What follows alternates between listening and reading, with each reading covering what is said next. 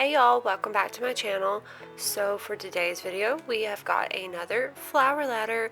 Now this is letter number 10. As I've told you guys before, you get 2 letters a month. They're $12 a month for an entire year.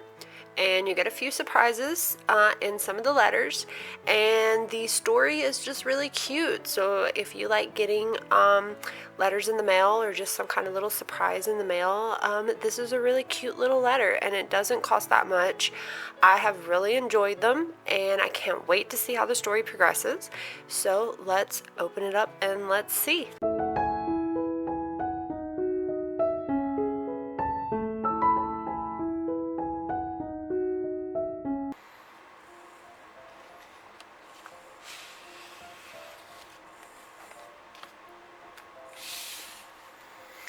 Okay, so it looks like we have a very beautiful postcard, and I love the postcards. They're always really, really pretty. Here is the back of it. And, okay, so this says mittens for women. Okay, we're going to read this last since this is like an extra, so I'm going to put it to the side and we're going to read it last. So let's see, looks like we have a 2-page letter, and it looks like it is to Charlie.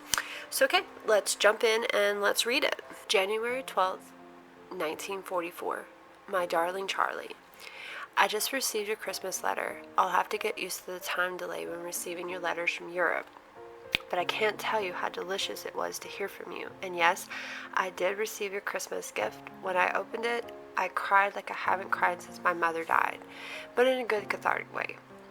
It was such a thoughtful gift, and I would cherish my turtle doves always. I think they would look perfect above the door of our home. I know it's late, but I've included your gift in this package as well. I'm afraid it isn't quite as sentimental as yours. It is, however, far more practical. I've been hearing for months and months that our boys need sweaters, gloves, scarves, and anything else that we can knit. You can't open a ladies' magazine these days without being bombarded with at least a dozen new knitting patterns.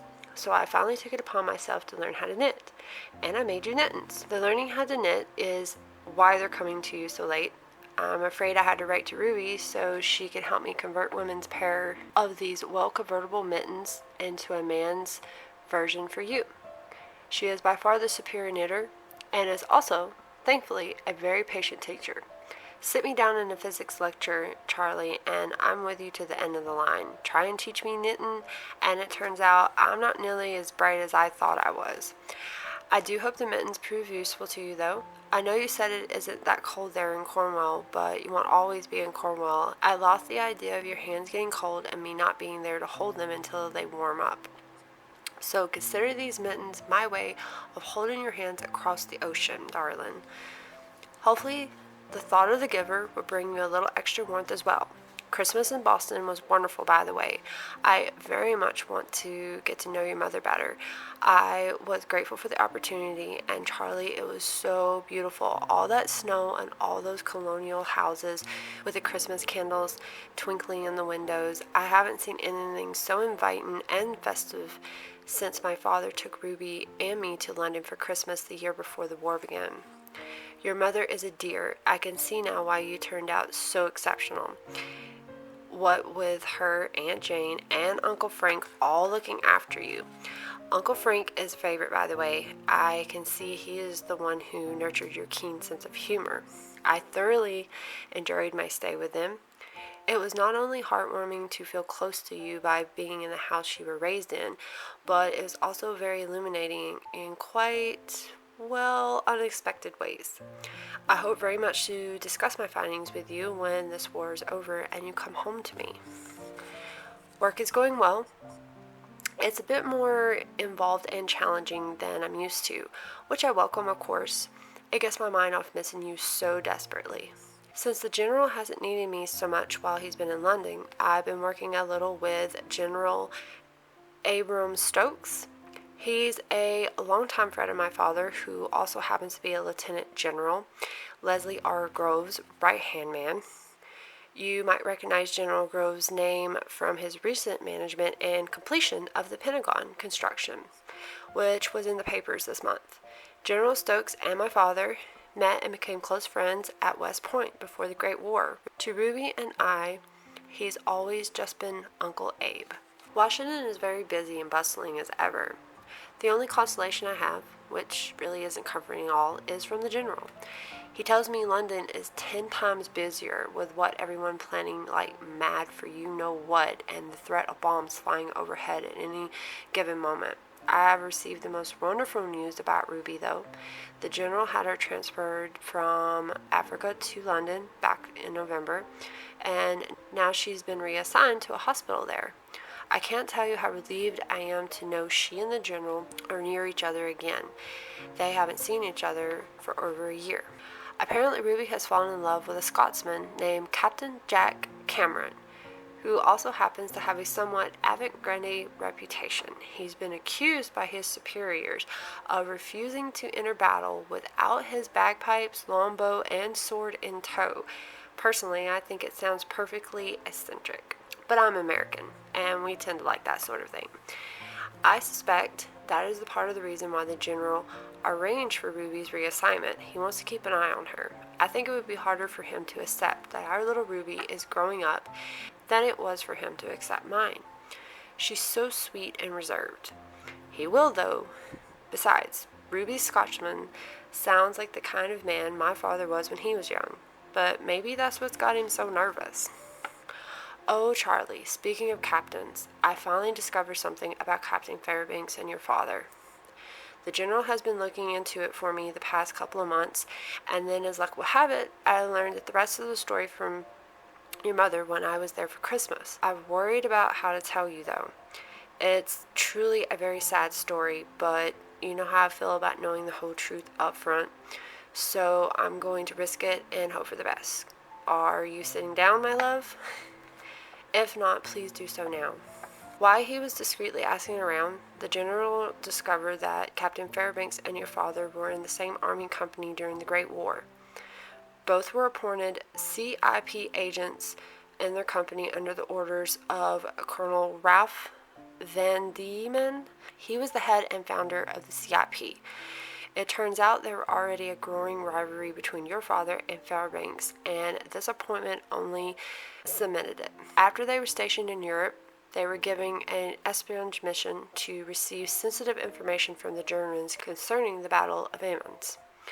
They were thwarted, and your father saved Captain Fairbanks' life. However, your father was captured by the Germans and taken as a POW in the process. The first your mother ever heard of Fairbanks was when he came to see her right after you were born.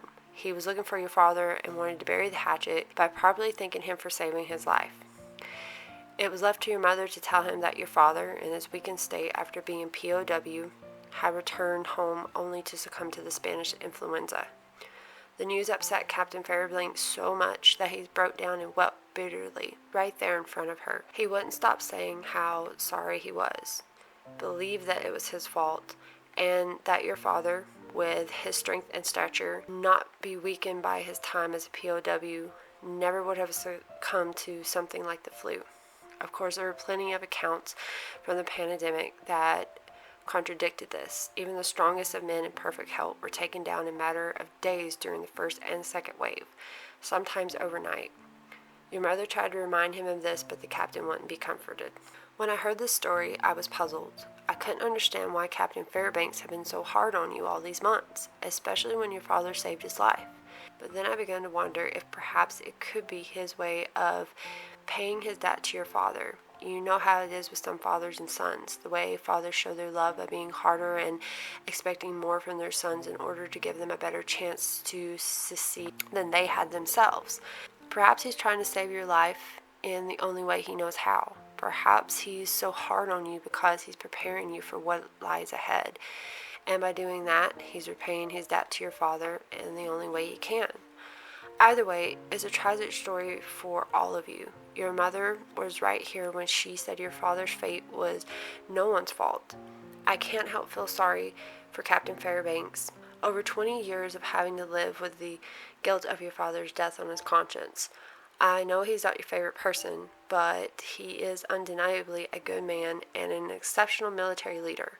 My father has had nothing but showing praise to say about your Army Rangers and Captain Fairbanks personally.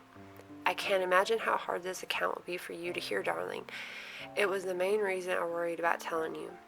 But I hope my sharing this with you helps you see the poor man in a new light. Perhaps there's something you could do to give him the peace he seeks. You're the best man I know, my kindest and most patient friend, and if anyone can do it, it's you. There's enough heartache and war. No one should have to carry around old wounds as well. I just hope that by sharing this with you, I haven't created any new ones for you. I have, hopefully, telling you that I'm mad for you, that the very thought of you makes my heart skip a beat and my knees go weak. Will cease any pain this news has caused you, because I am mad for you, Charlie, so deeply in love it warms me through and through, and I'm as constant for you as the North Star. I keep your picture beside my bed at night so I can fall asleep gazing at my fine, handsome, courageous husband, all the while thinking my lucky stars I get to be your wife. Every night I pray for the day when you will be back here, safe and sound in my arms. Please take extra care for me, sweet Charlie. Please keep writing to you, because I will. In the meantime, think of me and how we spent our last evening together, swaying to darling beloved in the moonlight. I'll be dreaming of you tonight, my darling. All my love and most passionate of kisses, your Sugar Rose. Okay, so let's open up this and let's see what this is. So it says mittens for women, which serve a double purpose. Turn in the tops and the fingers are free, yet keeping the hands warm. So here's a picture, I guess, of what they would have looked like. And I love the flowers that they have. They kind of got a map in the background. So this looks like, it's basically telling you, I guess, instructions. It's telling you the material, measurements, tension, the right hand. So basically, I guess this was like what she would have went by to make gloves. Now, I've never knitted, but like if you guys are curious, I will try to get a close-up of this for you guys. Maybe somebody out there, like if you knit, maybe you will like this kind of pattern.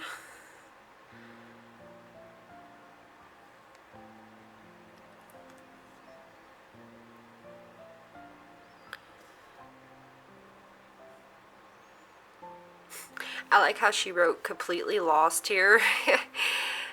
So this is kind of like her instructions of it. And then right here, who really needs thumbs anyway? Like, I kind of like that. She's got little sayings like all over the page. And I really love this picture. This is a very nice picture. And then she's got like a little saying here. It says, I imagine my biggest problem resulted from the fact that the format of this pattern is a bit different from USA patterns.